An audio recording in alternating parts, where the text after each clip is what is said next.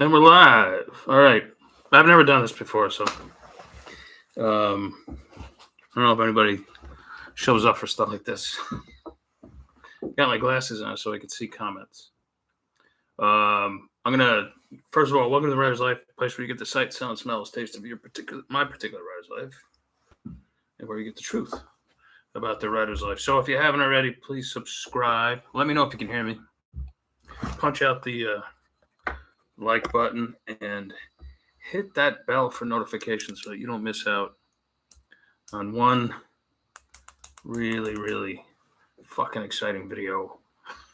Pardon my French. Hello, Shirley. Oh, thank you, Shirley. Where do you come from, Shirley?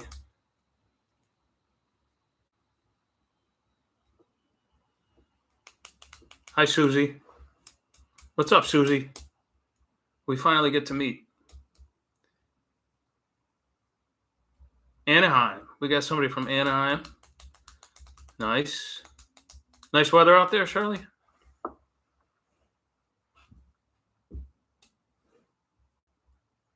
We'll let a few more people get in the space. Yeah, of course. And Susie, you're in Colorado. My buddy's in Colorado. What part of Colorado?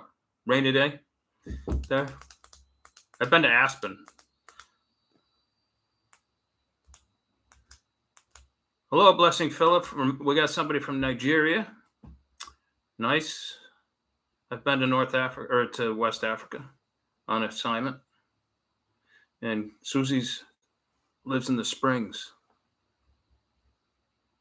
And we got Texas represented. Hi, Tim. What's going on? Great state of Texas. So we got Texas, we got Colorado, we got Nigeria, we got California.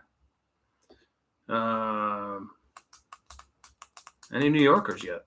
I don't see any New Yorkers yet. While waiting for a few more people to come in, and you guys can start getting your questions together to ask me. You can ask me anything. You can ask me why I haven't gotten new glasses yet, or why I haven't shaved today, anything like that. I just wanted to talk about, because yesterday I did this thing on discipline, right? And we got my old buddy. So we got two Colorado, Susie and Tim. Tim Deaver. I just doxed you. From the Rocky Mountains, Rocky Mountain High. Rocky Mountain High. Did you know my father played trumpet for John Denver? Yes, he did. He said he was one of the most professional musicians he's ever played with in his life. And that's saying a lot. But anyway, I did this video yesterday on discipline, and I got a lot of nice comments. And a couple of people came back and said,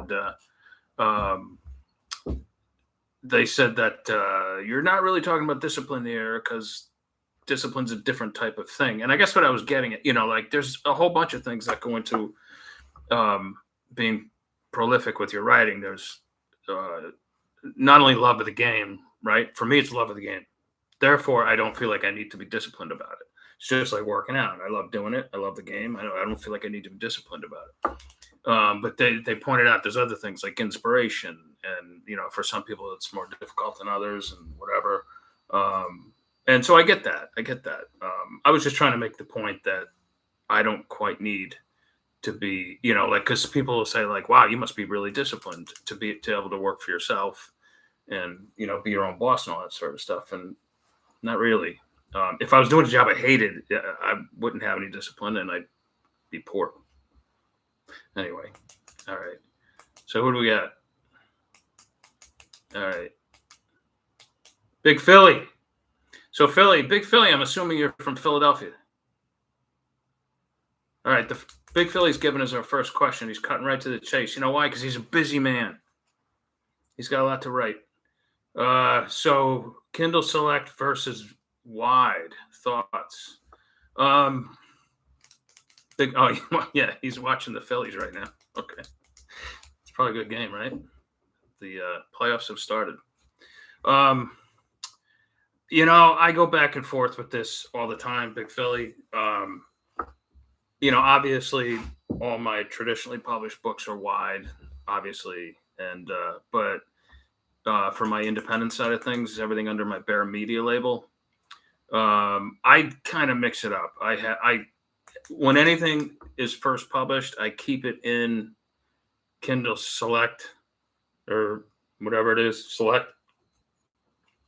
for the first 3 months. So therefore, I can use the free promotion things like the Kindle or the Kindle Unlimited deal and the free book thing, and that'll help get the word out about the book. And then usually I'll make it wide, but sometimes it's doing so well with the reads in Kindle Select that I'll just keep it in there. So presently, I have like maybe 30 books on draft to digital that are wide, but another like 100 books, or no, like another probably 60 to 70 books that are in Kindle Unlimited. And you know why? Because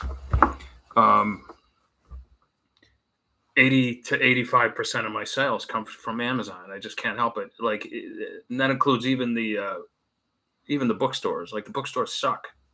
They keep you on the shelf for like 6 weeks at most, unless you're like a like they might stock like children's books more, or whatever. But like if you're a mystery writer or a thriller writer, you've got like 6 weeks to move product, if that, and they're gonna pull you off.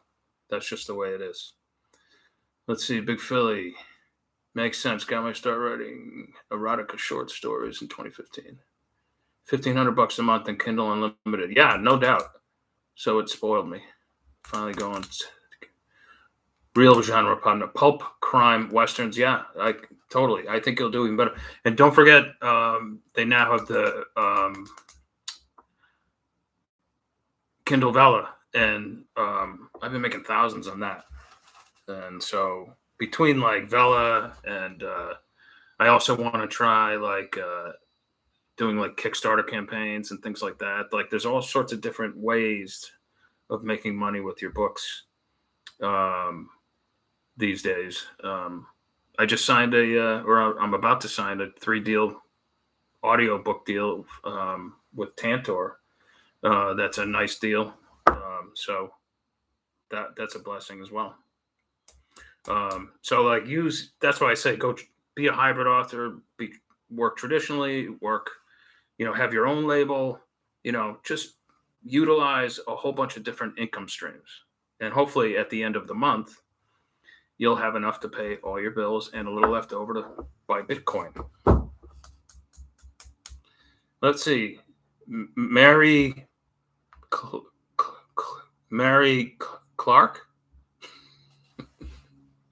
Where are you from, Mary Clark? And do you have a question? While Mary Clark is getting her question together, can you become a writer later in life? That's a good question. Where do you live, Mary Clark? Cheers, everybody. I hope I'm not breaking any rules. Yes, you can. You can become a writer anytime in your life. It's a lot. In fact, I've done articles on people who have retired at 62 or 64, and they're like, holy shit, I don't have enough money to live on. And they start these blogs and they become influencers, and they start writing books. They write nonfiction books. Like Mary Clark says she lives in the U.S. Is that like near Buffalo? Laces out, Dan. All right, I'm not going to. All right, whatever. So we got the U.S., we got Nigeria. Got anybody else from Europe? So anyway, back to what Mary's question. And like some people find like, they're like, wow, I'm pretty good at this. And they write for Amazon, Kindle. They write for Kindle book, Kindle and all that sort of stuff. Or they even put out a traditional book. Like if you're, say, you can use your, whatever your job was. Say you were a cop and you saw everything, like under the sun, you could write a memoir about it. And it could be like a true crime book. That's what I would do. That's what I would do. Hope that answers your question, Mary. The answer is yes. Susie, let's see. The ins and outs of using an actual place like a city or a restaurant. Oh, okay. I just use them. I just go with it. Um, in fact, a lot of people, a lot of, a lot of, I have certain series that take place internationally, and I use places like I just wrote a new Chase Baker that takes place in Turkey, and it's based on my latest adventure in Turkey and all that sort of stuff.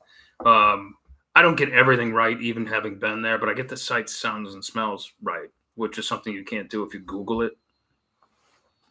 Um, but I also have my detective series, most of which takes place in Albany, and like all my detectives know one another or whatever, and they're friends and whatever, or at least acquaintances.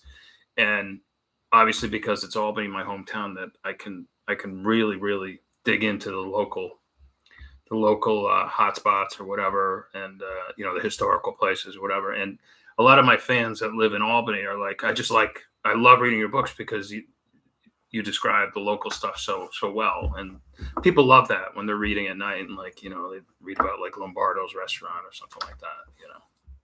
So if you're thinking like in terms of legalities, there's nothing illegal about writing, Susie. There's nothing illegal about writing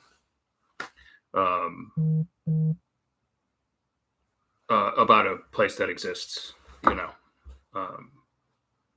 Okay. Let me know, Susie, if I answer your question the right way, if I read it the right way. Tim, so is this something I should read out loud or no?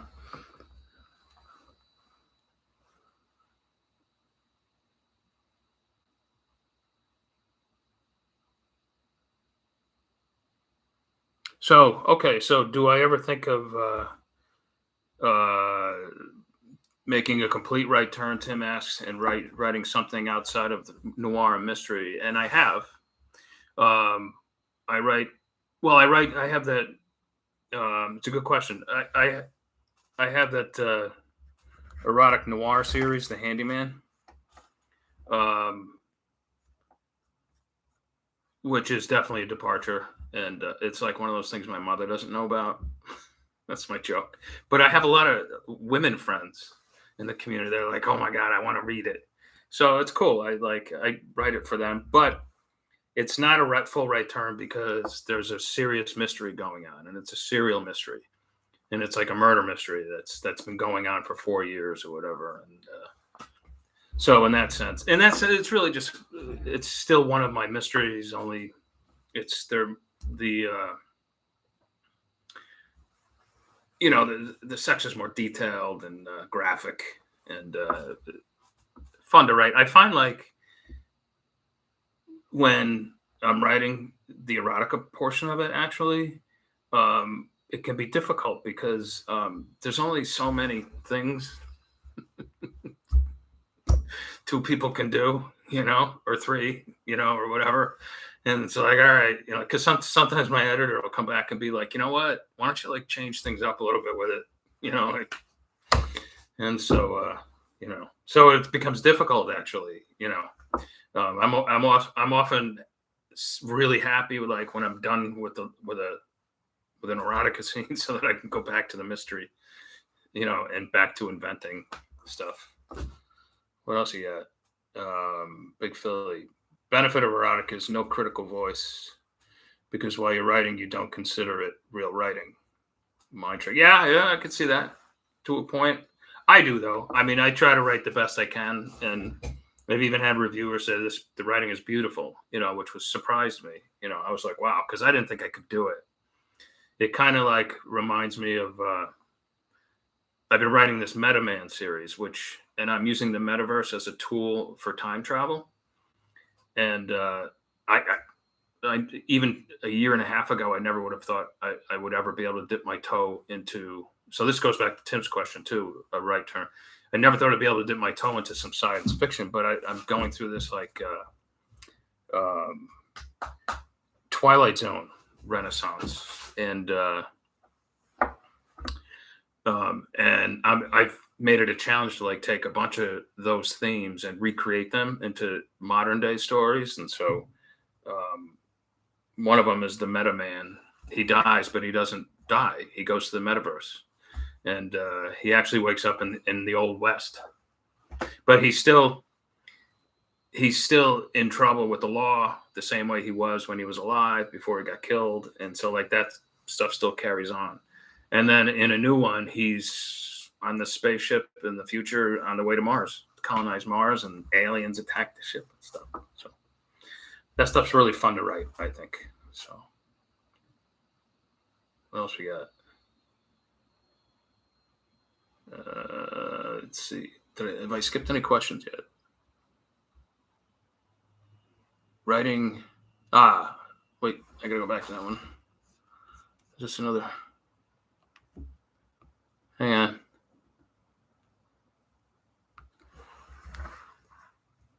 Writing on paper first, then typing on a computer. Electricity isn't constant. Okay, where he is. All right. So, in Nigeria, right. Well, Philip, I had a writing professor tell me always write by hand first, and then go to your typewriter and/or your computer. That's like the best way to do it. That's the way the Hemingways did it. That's the way Mailer did it. I'm at the stage, I'm a Pulp Rider now. So like I write directly to my laptop.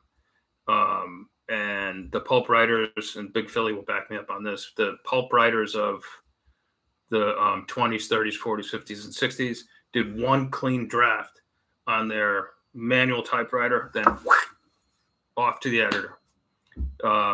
One clean draft, boom. But you're not hurting yourself at all, Philip, by writing out in hand first, or by handwriting first, I should say, and then transferring it to your laptop. It'll only help your craft a lot, a good amount, very good amount.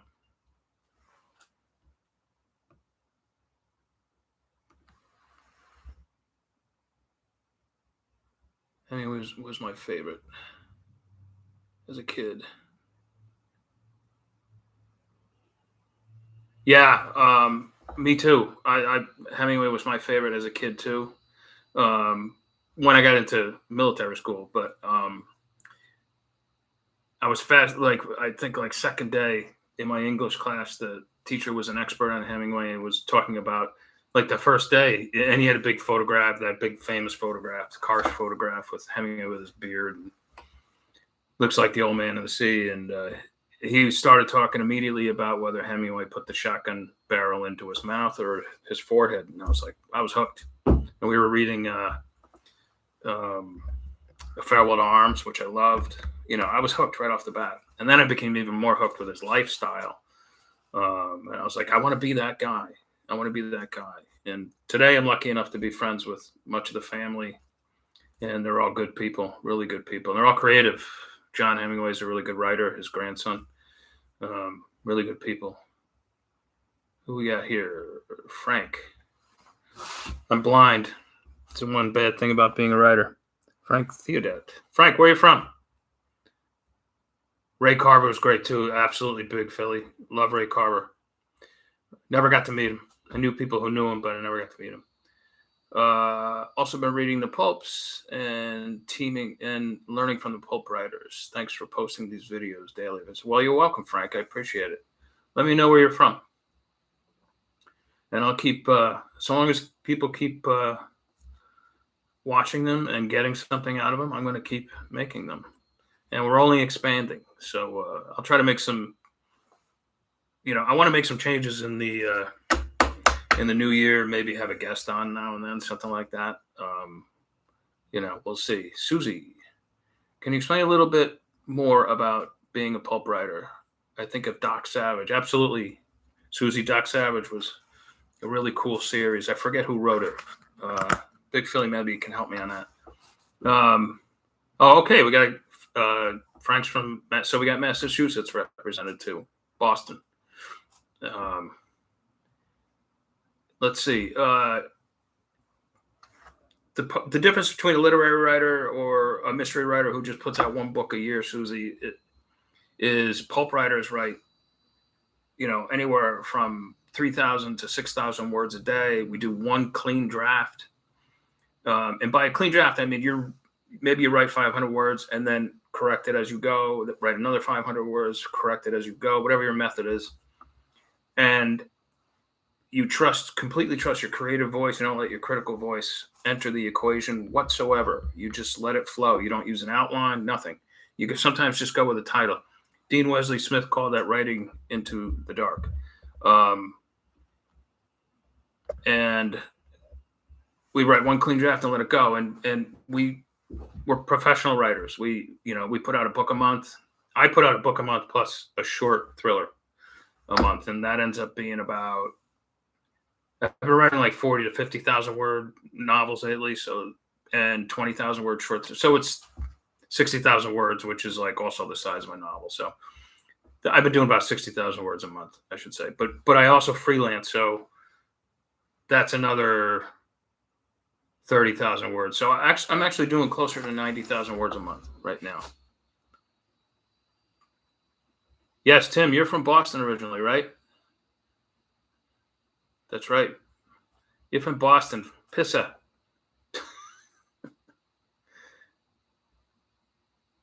Tim says, fortunately, he escaped. All right. Frank, I write a Substack newsletter called The Pulp Fictioner. I'm going to check that out immediately. I write about the pulp writers, and I'm working on being a pulp writer myself. All right, I'm going to write that down. Frank, that's cool. What do you call it? The Pulp Fictioner. See, this is what I mean by you. I'm 58 years old, and I'm learning something here. Right? And Mary, you asked about, can you write it later in life? Of course you can. So long as you're willing to learn. Thanks, Frank. I will check that out. Big Philly, I suggest you do too. Sign up for it. Tim, Boston is a great place to be from, not a great place to stay and not leave. A rock creeps in. I think it's the weather. Welcome to Albany. Well, Tim, then you're no stranger to one of these. You either, Frank. Big Philly. Live in the burbs now. Born and bred in Philly. But now it's soft on crime. It's Gotham City without Batman. Yeah, so is New York City and Albany. Same thing. You have to I have my pistol permit, and I have an AR or whatever, and they're all legally owned, and I'm licensed, of course. But sometimes I feel like I need to carry them. That's how bad it's gotten. But everybody, you know what? Get out there and vote pretty soon. Just 1 month. All right, we got 5 minutes to go, you guys. Oh, good for you, Big Philly. You also have a pistol. Good for you. Go Second Amendment. That's why no New York City people are chiming in, because I believe in the Second Amendment. I believe in free speech. And I don't like lawlessness. I do not like the defund the police movement at all. And in fact, a lot of my detective characters talk about it. They often talk about current events and things like this. I like to see both sides of the story. I'm an independent, but the defund police movement doesn't make any sense to me. It's illogical. It doesn't have any common sense to it whatsoever. It's very dangerous. That's why we have a spike in crime. And it's terrible for the people willing to put their lives on the line in order to save us. Big Philly. How many words should I look for per day since you have a full-time job? I don't know. Get up an hour before. Right on, Susie. Get up an hour before work, and you can probably put in 1,000 words in the hour, I would say, Big Philly. And then at lunchtime, if you want, if your boss doesn't mind or whatever, you can put in another 500 words at lunchtime, probably easily. And also, when you get home, put in another 1,000 words. That's 2,500 words. That's every 10 days, it's 25,000. So in 20 days, you can have a novel, Big Philly, with while working a full-time job. So it should be no sweat for you. What's my favorite book I wrote and why? I don't have a favorite, although if I did have a favorite, it would be Moonlight Weeps, because it was when I first introduced not only that Fat Elvis character, the 1977 Fat Elvis character, but it was the first time I like incorporated like Russian gangsters who are Hollywood obsessed. Now I'm obsessed with Hollywood gangsters who are Hollywood obsessed, and because it's so fun, like they try to mimic like Clint Eastwood movies, like what do I have in gun, punk? Yeah, my accent sucks, but so that I'd say Moonlight Weeps, Tim. It also won the Thriller Award and the Shamus Award up there. And Mary, is there money in proofing? Yeah, there's a ton of money in proofing. In fact, when I pay for my Bear Media books, I think well, my editor gives me a break because I put so much work out there, but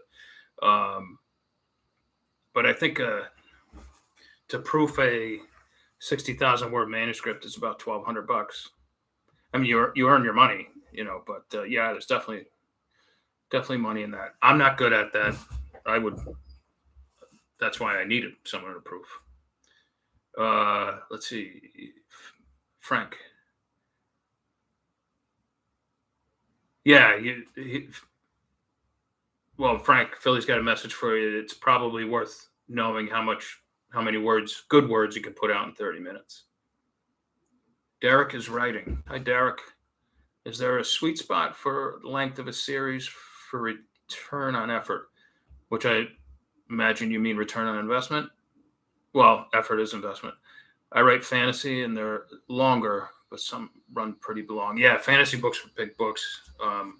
Fantasy is a really good genre to get into if you want to make money. I just think it's up to you. If you're having fun, you're on your 20th, fantasy book in the same series, and you're having a blast doing it, and people are still reading it. Keep writing until you die. Look at Clive Cussler. He wrote, his character. I forget his name. Spencer, Robert Parker Spencer went forever, and now somebody else is writing it. And so I would just say, just keep writing it forever. I'm going to write Chase Baker books forever until I keel. I'm going to write Moonlight books, Steve Jobs books, Marconi books. I'm going to write them until I drop, until I face plant on my laptop. Let's see, Susie, Kindle Vella. Do you think? By the way, Derek, where are you from? Let me know. Kindle Vella, do you think that is a good place to start for a new writer? Yeah, why not? I think so. Plus, you make money. You can try. I think actually all the stuff I put on Kindle Vella, they're actually first drafts, like I've been saying, and all those first drafts will eventually go to a professional proofer and editor. But I tell my readers, like, what you're reading right now is raw and uncut. So in a way, it's very special to read it on. You get a version on Kindle Vella first, and then you can, even if you're like a serious Andrew fan, then you can go read the fully edited version in book form. Paperback, audio, and ebook. So yeah, the answer is yes, Susie. We got North Carolina in here. Great. Born in Jersey. All right. So we got North Carolina. We got everybody from all over the country here. And we have Nigeria with West Africa.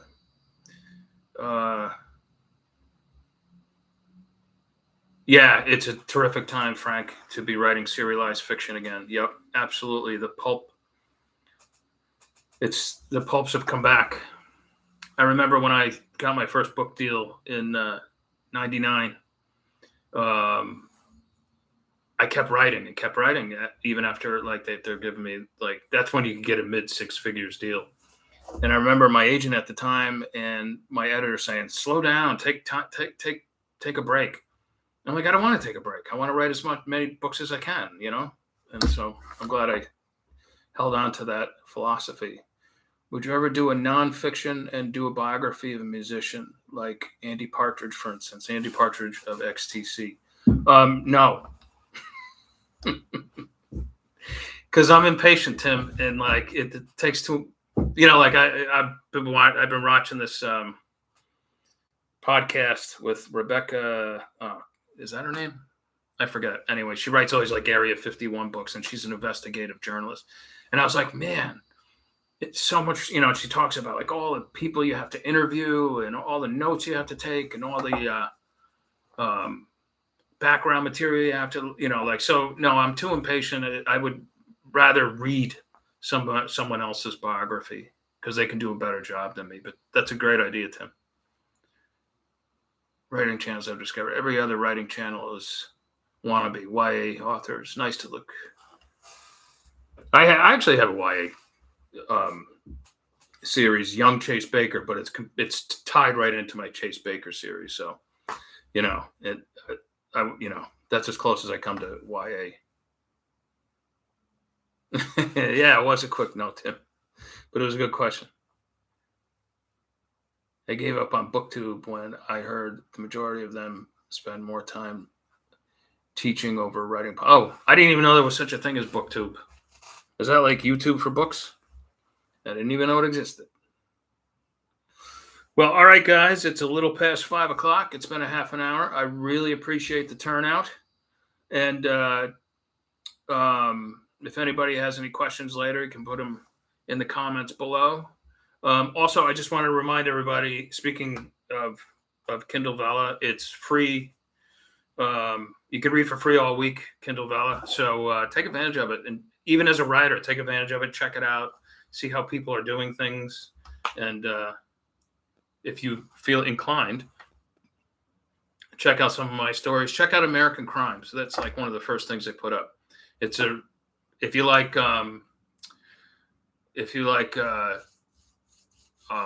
Ozark and that type of thing, I think you'll really dig American Crimes. And so whatever. All right, you guys. Derek and Writing, great job, Vince. Thank you. I appreciate it. Thanks for chiming in, everybody. It's a long weekend, so sleep in. Don't forget to sleep in on Monday. I won't be. I'll be out here writing. Thanks, Mayor. And thanks, Big Philly. Thanks, Tim D. Thank everybody. And remember, ciao, ciao.